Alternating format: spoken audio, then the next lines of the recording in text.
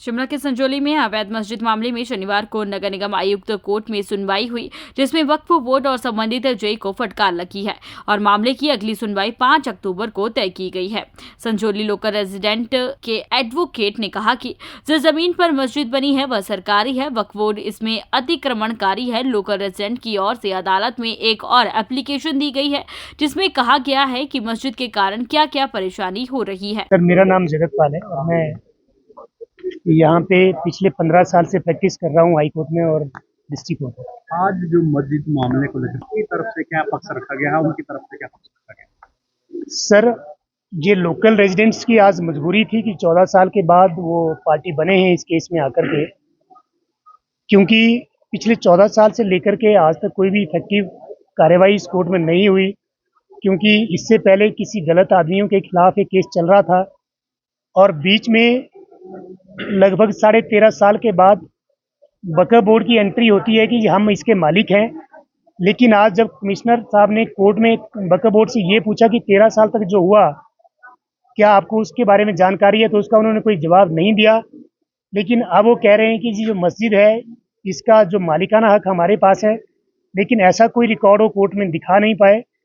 लेकिन जो हमारे पास जो रेवेन्यू रिकॉर्ड है उसके मुताबिक हिमाचल प्रदेश सरकार जो है इस ज़मीन की जो है मालिक है और उस जमाबंदी में खसरा नंबर 36 पर जो एक मस्जिद है वो गैर मुमकिन मस्जिद दिखाई गई है। तो गैर मुमकिन मस्जिद का मतलब है कि सरकारी ज़मीन पर बनाई गई मस्जिद। तो हमारा यही कहना है कि एनक्रोचमेंट को लेकर के हम किसी संप्रदाय के बारे में बात नहीं करते। मैं एडवोकेट हूँ, मेरे लिए हिंदू मुस्लिम सिख ईसाई सब बराबर है और हमने अपनी 20 पेज की एप्लीकेशन में कहीं पे भी हिंदू और मुसलमान शब्द का हमने यूज़ नहीं किया है। हमने सिर्फ इलीगल और अनऑथराइज्ड कंस्ट्रक्शन के बारे में बात की है। वो किसी की भी हो वो टूटनी चाहिए as per the bylaws of the MCs, क्योंकि जब एक लेमैन कोई लीगल और अनऑथराइज्ड कंस्ट्रक्शन करता है तो उसका भी टूटता है। अगर टूटे ना तो उससे पहले उसका बिजली पानी डिस्कनेक्ट किया जाता है, लेकिन जो अभी तक इस केस में नहीं हुआ है। उसमें क्या कहा है और 5 तारीख की डेट दी गई है, तो उसमें सर 5 तारीख के लिए जो वक्फ बोर्ड ने आज जो जवाब दिया है उसके ऊपर कंसिडरेशन होगा और जो लोकल रेजिडेंट्स की तरफ से जो हमने दलीलें रखी हैं और जो हमने जो अपनी जो एप्लीकेशन 20 पेज की दायर की है उसके ऊपर जवाब देंगे और मुझे लगता है कि शायद उस दिन जो है हमारी इस केस की प्रोसीडिंग जो है कंक्लूड हो जाएगी। जिस तरह की 20 पेज की आपने वहाँ पे एप्लीकेशन यहाँ पर दी है और उसमें अन्य गतिविधियाँ भी होती है, तो कुछ ऐसी मेजर जो सर देखिए, हमने कोई ऐसी गतिविधि नहीं लिखी है जो किसी भी कम्युनिटी को लेकर के स्पेसिफिकली हो। हमने कहीं नहीं लिखा है कि हिंदू ये करता है मुसलमान ये करता है। हमारा जो ग्रीवांस है वो सबके लिए है, वो हिंदू मुस्लिम सिख ईसाई सब धर्मों के लिए है। वहीं वक्फ बोर्ड के वकील भूप सिंह ठाकुर ने बताया कि एक मंजिल के निर्माण की उनको जानकारी है, लेकिन उसके बाद बनी 4 और मंजिल किसने बनाई इसकी उनको कोई भी जानकारी नहीं है। कोर्ट ने पहली बार एसपी वक्फ बोर्ड को इसमें नोटिस इशू किए थे और पेश हुए। हमने रिप्लाई फाइल किया डिटेल्स और डॉक्यूमेंट्री एविडेंस सबमिट करी कोर्ट में। कोर्ट ने जे कंसर्न को लेटेस्ट स्टेटस रिपोर्ट कंस्ट्रक्शन के बारे में सबमिट करने के लिए कहा है। उसका हम रिप्लाई सबमिट करेंगे नेक्स्ट डेट ऑफ हियरिंग में। क्या कुछ मांगा गया है अगली हियरिंग के लिए? कब तक? अगली हियरिंग के लिए तो लेटेस्ट स्टेटस रिपोर्ट मांगी गई जे कंसर्न से। वो अपनी रिपोर्ट देंगे, हम उसको एग्जामिन करेंगे। उसको एग्जामिन करने के बाद हम रिप्लाई फाइल करेंगे। क्या जो ये बहुमंजिला मस्जिद बनी है इसको लेकर कोर्ट में क्या कहा गया? जो 3 मंजिल की बात हो रही है कि 3 मंजिल अवैध बनाया गया। जो अवैध की बात है वो तो कोर्ट में मैटर सब जुडिस है। अभी तो कोर्ट उसका निर्णय देगी कि अवैध है या अवैध नहीं है। इस बारे में तो कोर्ट अभी निर्णय देगी। तो नमाज जारी रहेगी जो कुछ ऐसा कुछ आदेश हुआ है कि जारी? उसके मैं तो आपको कोर्ट से रिलेटेड बता सकता हूँ, नमाज से रिलेटेड मैं नहीं बता सकता, ना नहीं कमेंट कर सकता। ठीक। वहीं वक्फ बोर्ड के स्टेट ऑफिसर कुतुबुद्दीन ने कहा कि जमीन वक्फ बोर्ड की है और रिकॉर्ड में भी 1 मंजिल मस्जिद दर्ज है। मैं स्टेट ऑफिसर हिमाचल प्रदेश वक्फ बोर्ड हूँ, कुतुबुद्दीन नाम है मेरा। और आज मामला लगा में क्या कोई रिकॉर्ड मांगा गया है?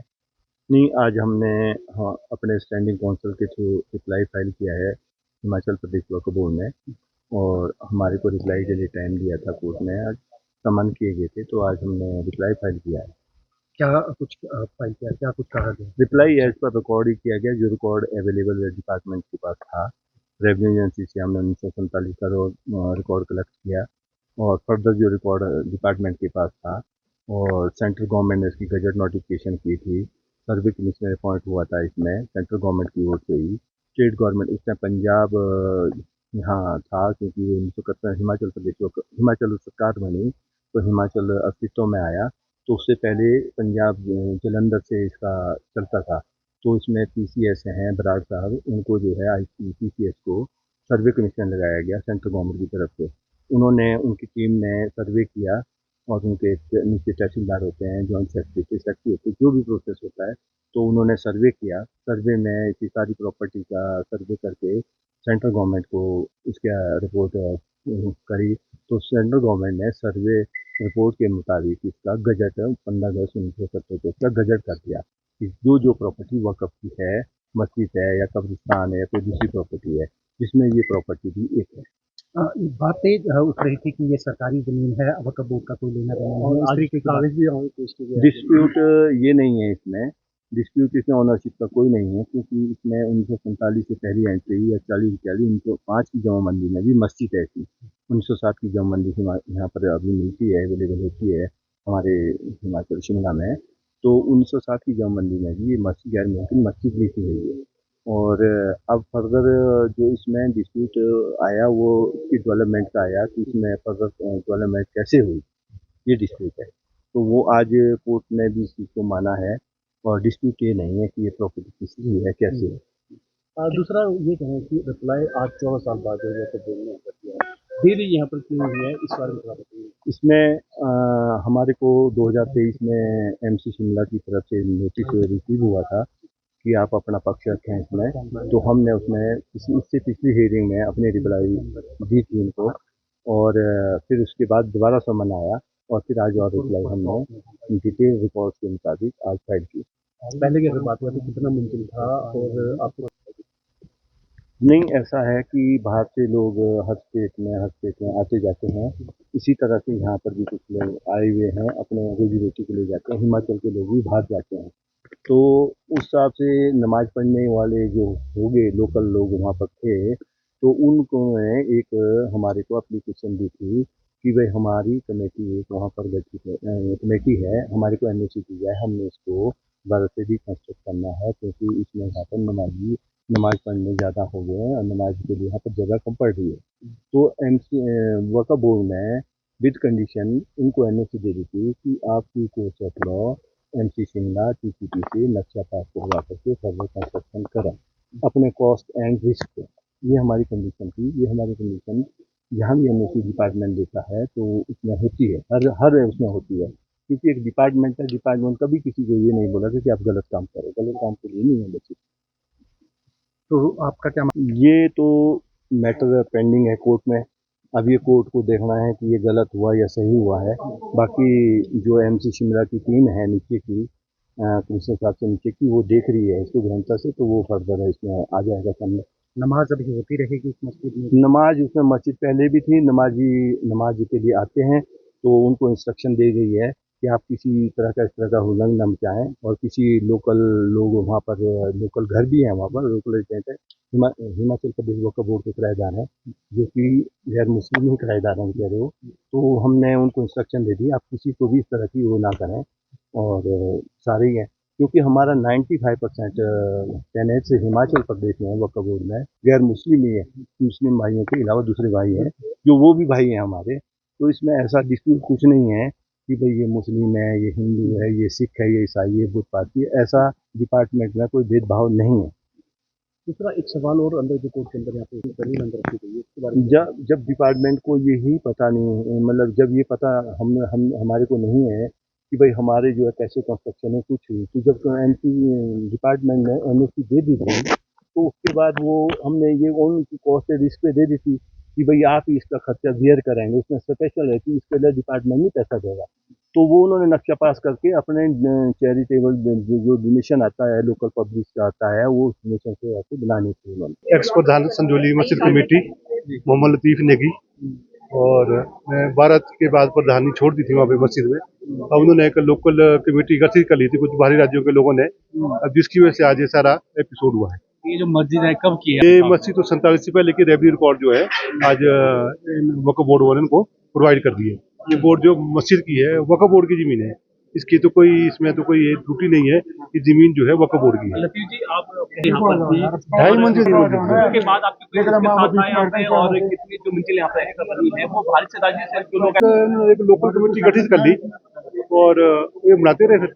नहीं बनाते रहे तो क्या ऊपर के 2 फ्लोर इलीगल है, आप लोग मानते हैं?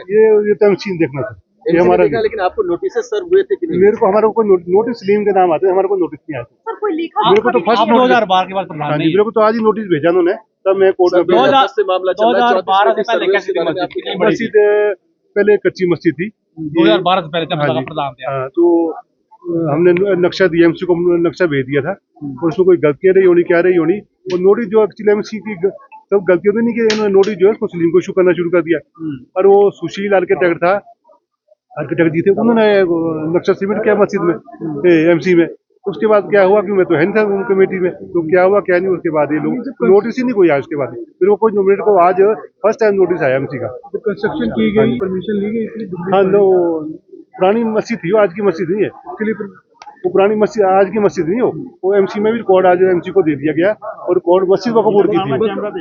वक्फ बोर्ड ने अपने रिकॉर्ड दे दिया, एमसी में सारा रिकॉर्ड जमा करवा दिया। क्या क्या जवाब में? और जवाब मेरे को उसका ज्यादा पता नहीं, सर वक्फ बोर्ड ने जवाब जमा कर दिया वो एमसी में। आपका लिंक है वहाँ मस्जिद के साथ मेरे को नोटिस दिया, मेरे को मतलब पुराना प्रधान के अलावा कुछ है वहाँ? तो मैं प्रेयर करने जाता हूँ। लतीफ जी जिस आपने कहा कि बाहरी सही मानना है, गलती तो किसी न किसी की तो है ही ना सर इसमें ना, अब जब ने गलती की तो भुगतनी पड़ेगी सबको। जब अवैध रूप से निर्माण हो रहा था क्या उस वक्त आपने हाँ सर, मैं बाइक पे लगा। शिकायत की जाए या आगे आप ये बात रखें? शिकायत तो जब नोटिस आ रहा था वो शिकायत की समय जब एमसी नोटिस दे रही थी बार उनको लोगों को, लतीफ जी एक चीज जानना चाहेंगे, हम किसी अलीगढ़ कार्रवाई होनी चाहिए, अगर गलत हुआ तो होनी चाहिए, बाकी एमसी देख रहा है। कोर्ट के आदेशों के बाद देखना होगा कि स्थानीय हिंदू संगठन के लोगों का क्या निर्णय है और क्या रुख रहता है, क्योंकि लोगों ने एक सप्ताह के भीतर मस्जिद को ना तोड़ने की स्थिति पर खुद मस्जिद को तोड़ने की बात कही है, लेकिन कोर्ट से मामला अब 5 अक्टूबर तक लटक गया है। शिमला से संजू की रिपोर्ट।